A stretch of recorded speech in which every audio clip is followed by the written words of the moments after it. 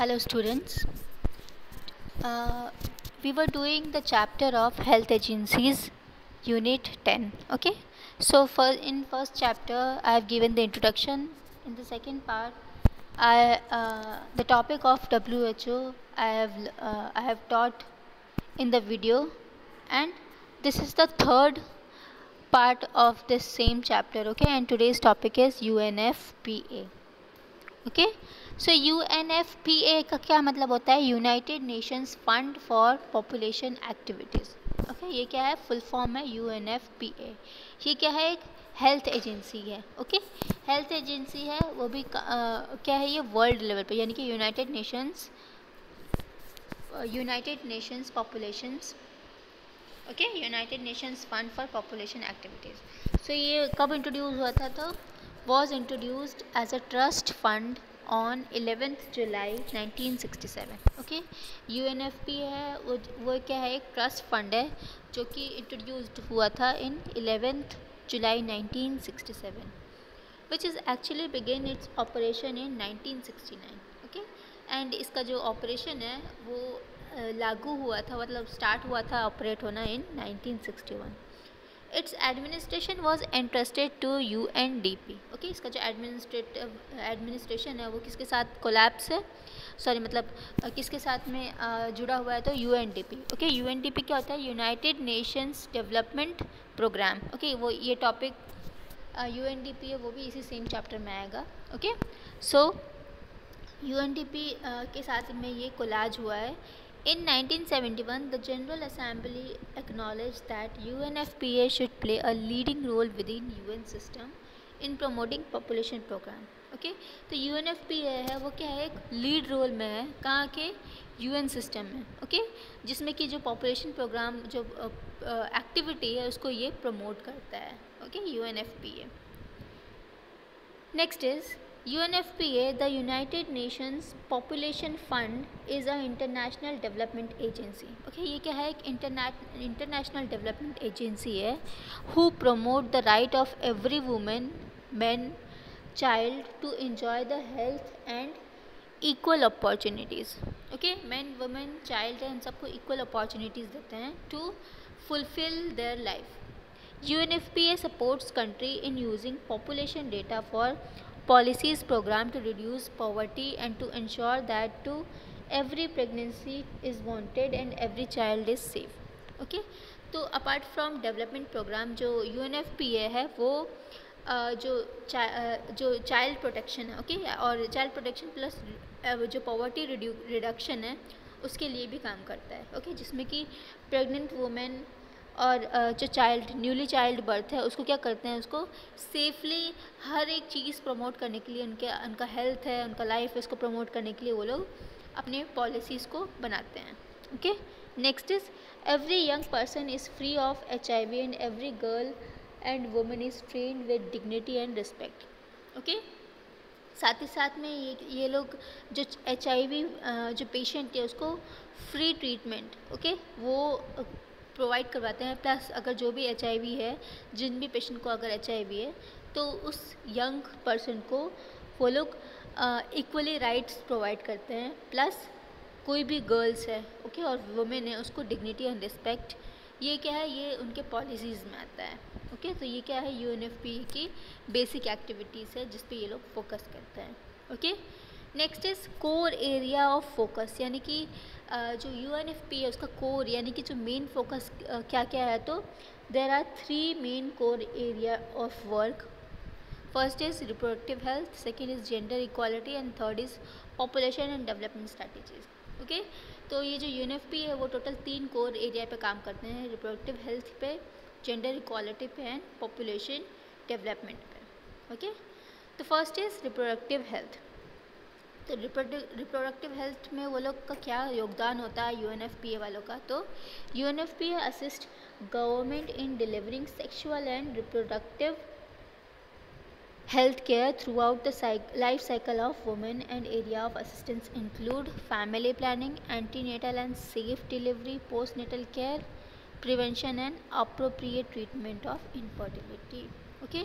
तो जो reproductive health है वो मेनली जो वुमेन है, ओके, उनको सेक्सुअली और रिप्रोडक्टिव हेल्थ रिलेटेड जितनी भी जो प्रोग्राम्स है उससे रिलेटेड वुमेन को पॉलिसीज़ देते हैं, ओके। जिससे कि क्या होता है कि उनका जो लाइफ साइकिल है वुमेन का वो फ्री ऑफ एनी डिजीज़ और अच्छे से मतलब कि हेल्थफुली वो निकल जाए, ठीक है, उनकी लाइफ। तो ऐसा करने के लिए वो लोग एरिया ऑफ असिस्टेंस उनका क्या है, मतलब उनको किस किस चीज़ों पे ज़्यादा ध्यान देते हैं। तो first is family planning, okay. Next is antenatal and safe delivery postnatal care and third is prevention and appropriate treatment in infertility, okay. So these are the main things in which reproductive health UNFPA जो है वो अपना focus रखते हैं, okay. Next reproductive health में अभी और क्या क्या है, तो prevention of abortion and management of its consequences, okay. तो ये जो अबॉर्शन है उसको क्या करते हैं, उसके लिए प्रिवेंशन देते हैं, प्लस जो इसके कॉन्सिक्वेंसेस होंगे, ओके। जैसे कि अगर रिस्की अबॉर्शन है तो उसमें उनका क्या मैनेजमेंट होगा वो, okay. Next is treatment of reproductive tract infection, यानी कि जो RTI है, ओके, RTI है रिप्रोडक्टिव ट्रैक्ट इन्फेक्शन, उसको ट्रीटमेंट प्रोवाइड करते हैं वुमेन को। Next is prevention care treatment of sexually transmitted infections including HIV, okay. साथ ही साथ रिप्रोडक्टिव हेल्थ में ये लोग वुमेन को care, prevention and treatment provide करते हैं कोई भी सेक्सुअली ट्रांसमिटेड इन्फेक्शन है उसके लिए, ओके। एंड साथ ही साथ इसमें HIV जो पेशेंट होते हैं वो भी इन्वॉल्व होते हैं, okay. Next is information, education, counselling in appropriate age on human sexuality reproductive health, okay. Patient को मतलब जो सेक्सुअली ट्रांसमिटेड इन्फेक्शन है, okay, human sexuality reproductive health है, उसके बारे में अच्छे से इन्फॉर्म करते हैं, ठीक है। उसको उन लोग जो नॉर्मल पीपल है उनको टीच देते हैं, ठीक है, टीचिंग करते हैं, किससे रिलेटेड, इन्फॉर्मेशन रिलेटेड, एजुकेशन देते हैं, प्लस काउंसलिंग करते हैं उनके, okay. Next is prevention of violence against women, care for survivors of violence and other actions to eliminate traditional harmful practice, okay.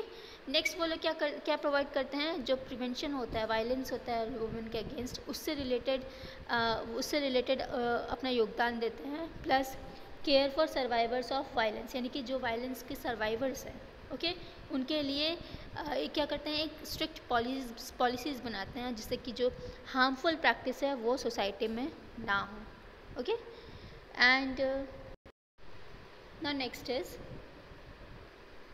Gender equality and women empowerment, okay. So gender equality and women empowerment है जो वहाँ पे उनका second सबसे ज़्यादा focus होता है, okay.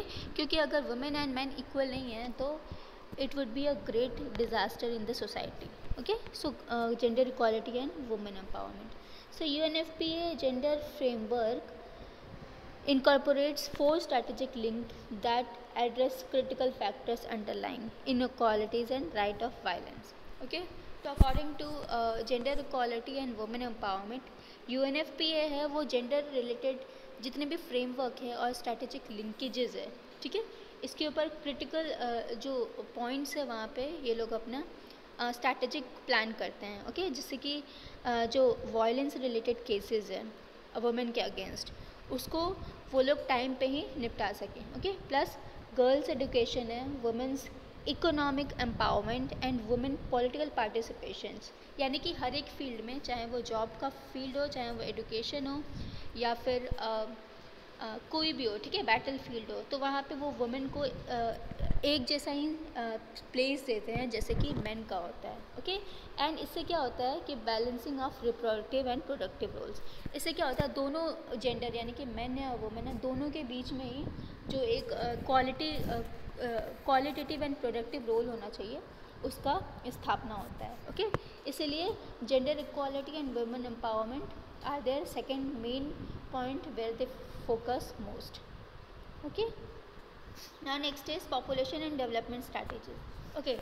Now this is the last point where UNFPA have main focus on it, okay. So population and development strategies are the fact that world population is edging towards population explosion with almost all the growth and expected to occur in the cities of less developed countries, okay. तो जो population development है, population जो explore हो रहा है, वो हमें अच्छे से पता है कि कितनी तेज़ी से पॉपुलेशन बढ़ रहा है। ओके, तो इससे आगे जाकर के कोई नुकसान ना हो, प्लस डेवलप या फिर डेवलपमेंट ऑफ कंट्री, ओके, यानी कि जो कंट्री है उसकी डेवलपमेंट में कुछ कमी ना रह जाए, इससे रिलेटेड क्या है, जो UNFPA है वो अपनी कुछ पॉलिसीज़ को डेवलप कर रहे हैं। Okay, government need to be able to gather adequate information about population dynamic and trends in order to create a manage sound policies।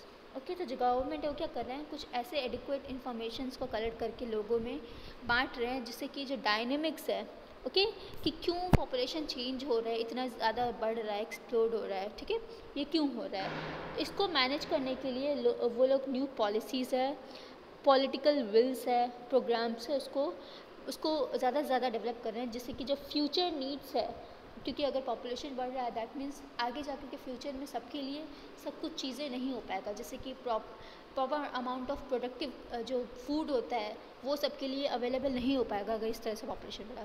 तो इसीलिए वो उससे रिलेटेड कुछ स्ट्रैटेजीज डेवलप कर रहे हैं ताकि फ्यूचर में कोई प्रॉब्लम ना हो। ओके, अभी next population and development strategies में जो 4 मेन फोकस है वो उनका क्या है, माइग्रेशन। ओके, यानी कि लोग एक से दूसरी जगह माइग्रेट हो रहे हैं, उससे क्या होता है, पॉपुलेशन है वो अल्टीमेटली एक दूसरी जगह जहाँ पे वो लोग शिफ्ट हो रहे हैं वहाँ पे बढ़ जाएगा। ठीक है, तो माइग्रेशन का ज़्यादा क्या कारण है, वो पहले एक उनका फोकस है, गोल है। Next is ageing. ओके, कि लोगों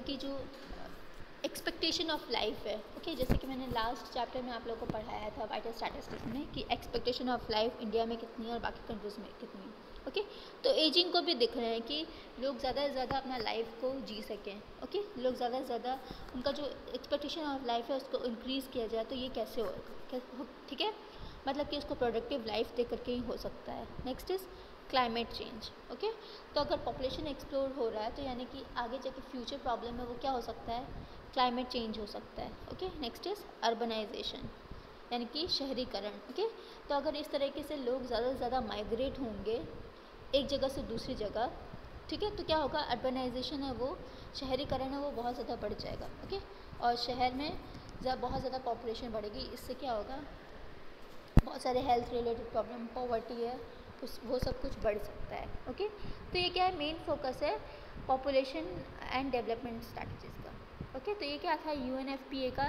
3 मेन फोकस कोर एरिया था, productive health, gender equality and population development of strategies. Okay, hopefully आप लोगों को समझ में आया होगा। Thank you.